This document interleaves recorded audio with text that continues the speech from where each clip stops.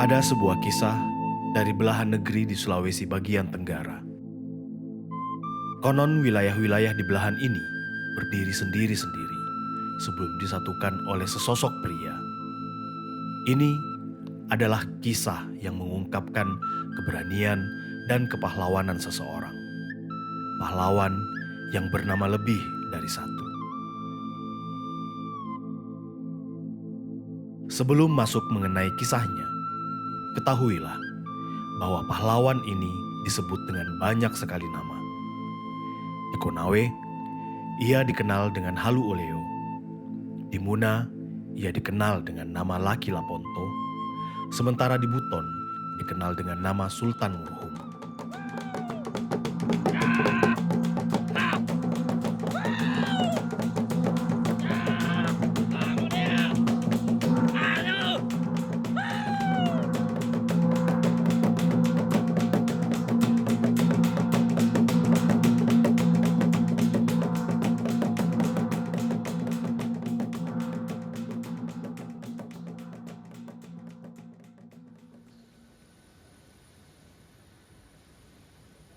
Ya, kita berbicara tentang Laki Laponto. Laki Laponto ini kan hidup di abad ke-15.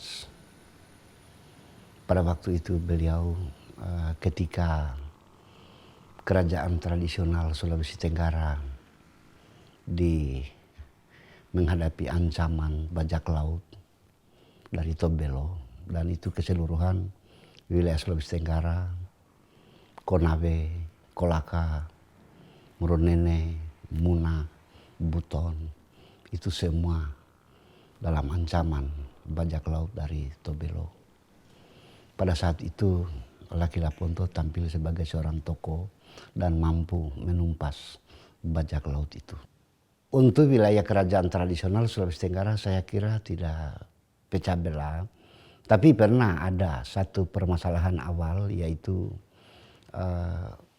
pertikaian perang saudara antara Konawe dan kerajaan Mekongga. Itu dua kerajaan bersaudara. Dalam riwayatnya pertikaian kedua kerajaan itu berhasil diamankan atau diredam oleh sosok Laki Laponto atau Halu Oleo yang kemudian dikenal dengan Murhum itu. Disitulah sebenarnya perjuangan awal daripada Laki Laponto, yaitu mendamaikan perselisihan dua kerajaan bertetangga, dalam hal ini Tolaki Konawe dan Tolaki Mekongga. Tentu saya berbicara sesuai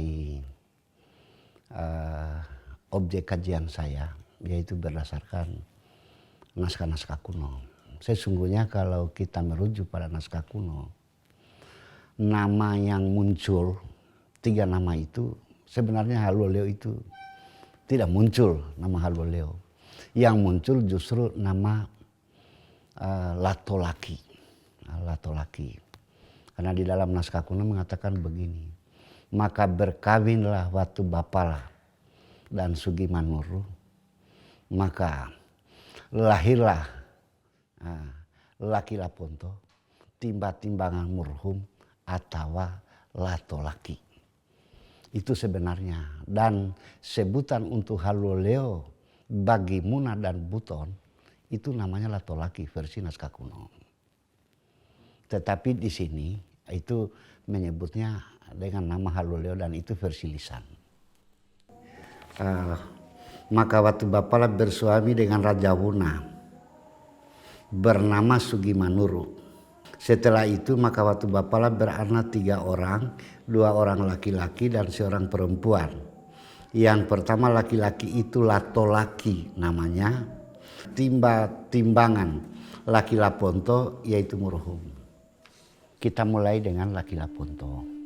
Artinya ketika kita mengacu pada buku Silsilah Bangsawan Buton, Laki Laponto itu adalah anak dari hasil perkawinan Sugimanuru dan Watu Bapala. Watu Bapala ini adalah anak dari Warandea, hasil perkawinannya dengan Ki Jula. Warandea itu adalah anak dari hasil perkawinan Latiworo, Raja Tiworo dengan Wasitao. Wasitao ini menurut versi Muna dan Buton adalah anak Elulanggai dan Wealanda itu adalah raja dari Konawe.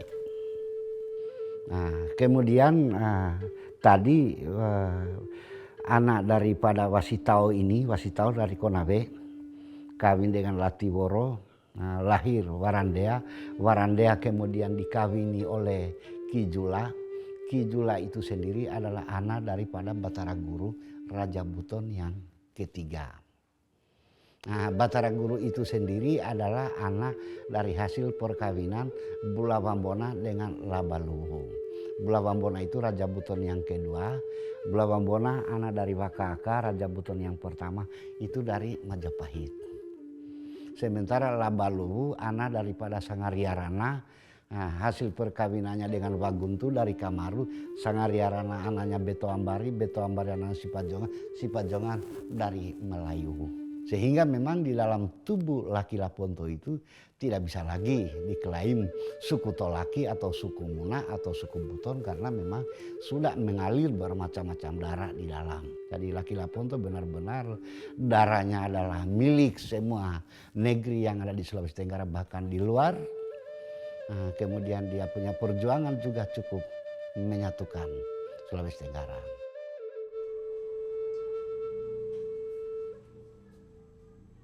Laki Laponto itu adalah nama kecil, nama tokoh yang bersangkutan.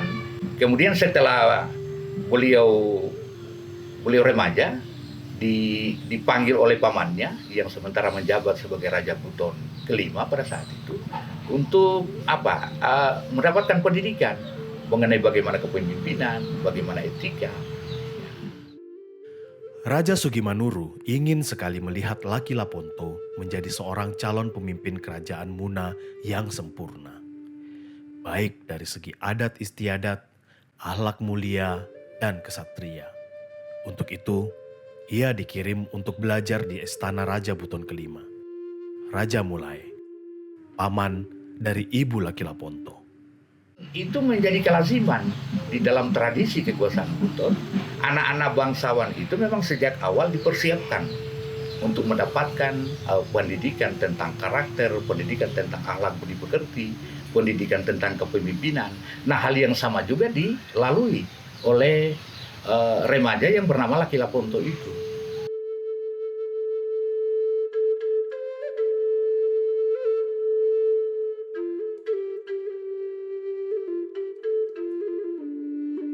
Ketika Laki Laponto sedang menekuni tugas di Istana Raja Buton, ia mendapat berita dari kakeknya, Raja Tiworo, bahwa neneknya, Wasitao, meninggal dunia. Ia pun berangkat ke Konawe untuk mengurus warisan peninggalan neneknya.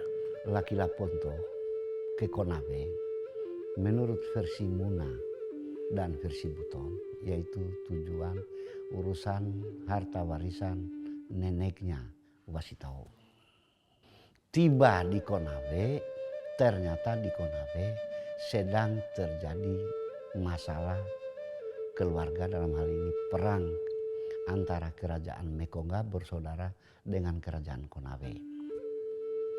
Sudah 8 hari 8 malam berlangsung perang itu, tiba Laki Laponto dan berhasil mendamaikan, dan hanya berlangsung 8 hari 8 malam. Itulah kata 8 hari 8 malam atau Halu Oleo.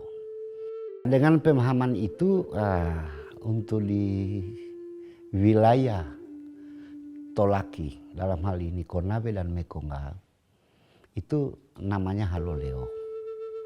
Untuk di Muna namanya Laki Laponto. Untuk di Buton namanya Murhum. Sejarah menghalalkan versi sebagai sesuatu yang benar. Dan pada hari ini saya kira tidak lagi menjadi pertentangan antara Halu Oleo, Murhum dengan Laki Laponto. Itu sudah difahami semua karena bapaknya itu adalah Sugimanuru.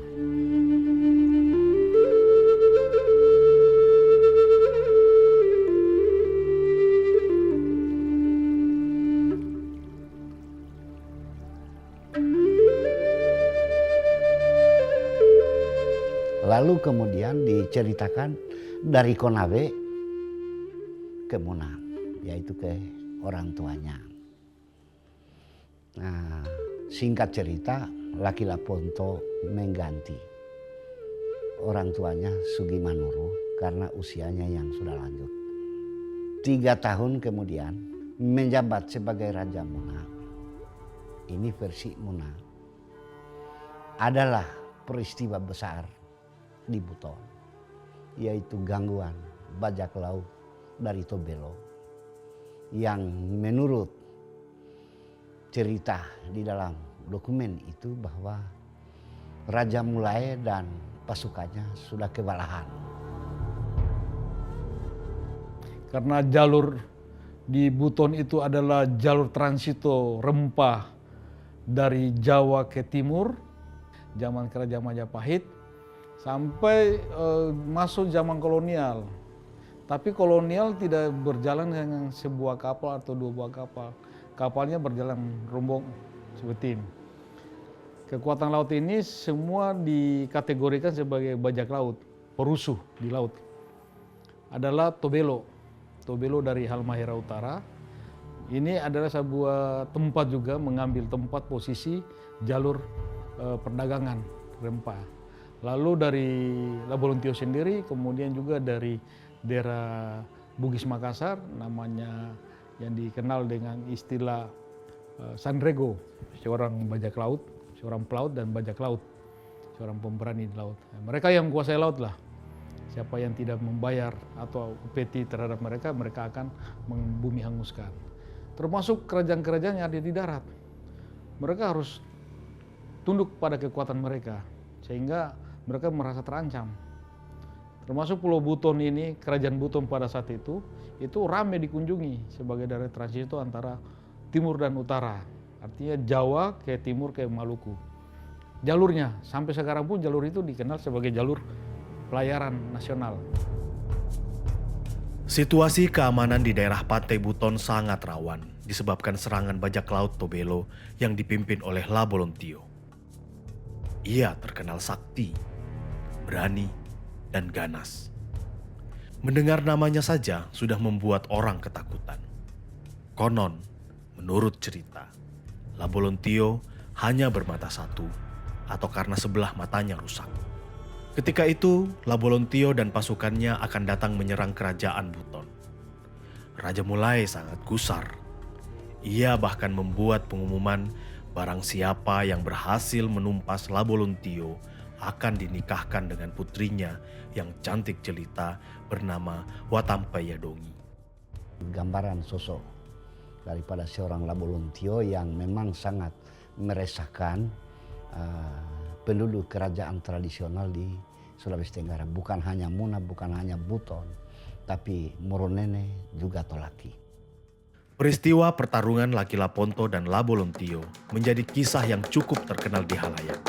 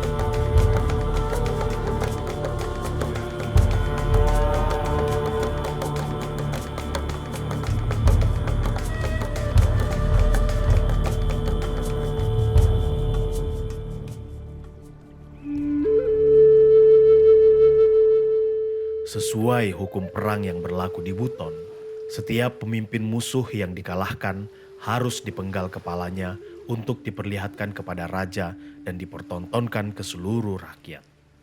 Laki Laponto mengutus seorang anggota pasukan yang bernama Lakandawa untuk memenggal kepala Labolontio.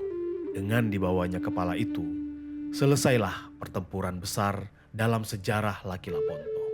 Menurut riwayatnya, jabatan raja tidak lagi diserahkan kepada mahkota, tapi diserahkan kepada Laki Laponto, putra Raja Muna, dan Laki Laponto mempersunting Borokomalanga atau Watampaidonge sebagai permaisuri.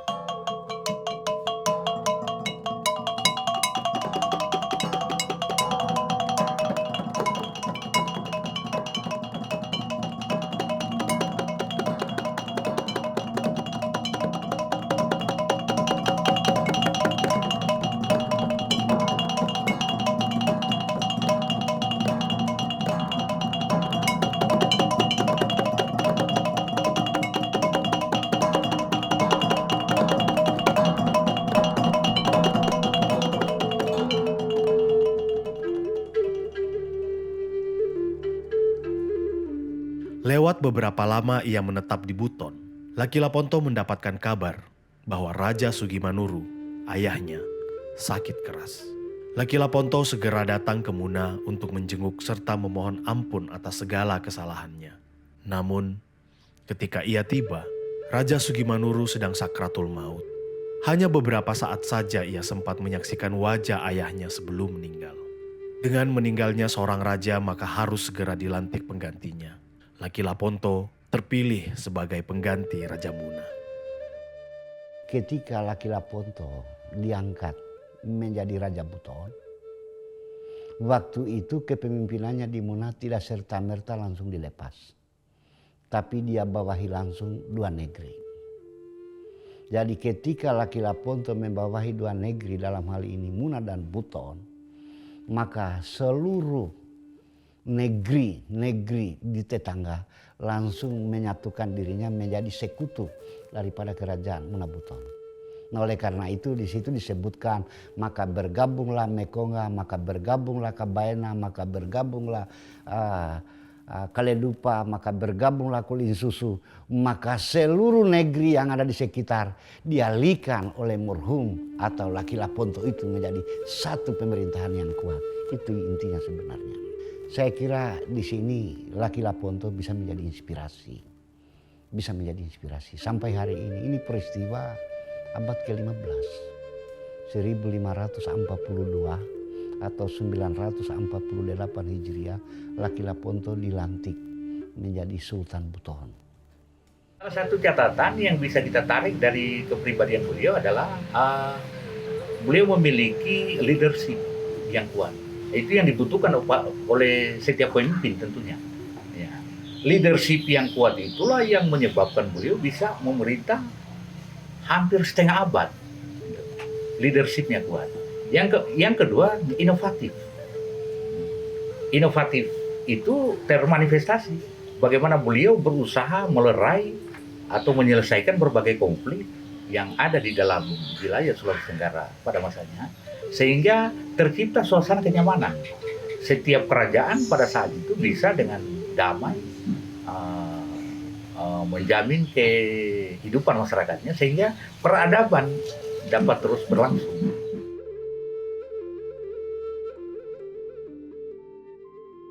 Manusia besar, pribadi yang agung Laki Laponto, terkenal dengan gelar lengkapnya Sultan Murhum Muhammad Isa Kaimuddin Khalifatul Khamis.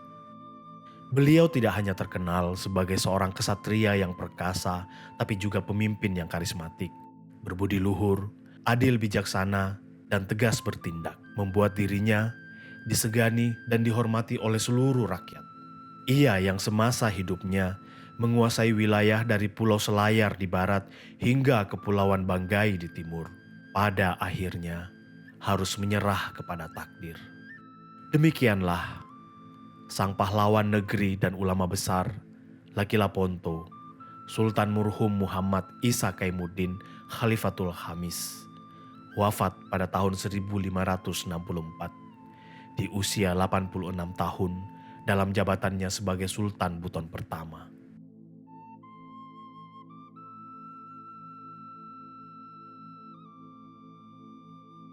Peran Haloleo ini kalau kita lihat sebuah patriotisme. Di situ ada kekuatan demokrasi. Karena siapa yang dibela adalah kebenaran. Itu. Dibela adalah bela kerakyatan. Rakyat yang dibela. Nah, kalau kita mengambil makna ini, Haloleo adalah pemersatu yang ada di Sulawesi Tenggara ini. Dengan berbagai ikon, dikenal sejarahnya di berbagai kerajaan yang ada di Sulawesi Tenggara, akhirnya peran ini menjadi satu penamaan yang sangat kuat. Artinya Laki Laponto ini kan tokoh karismatik.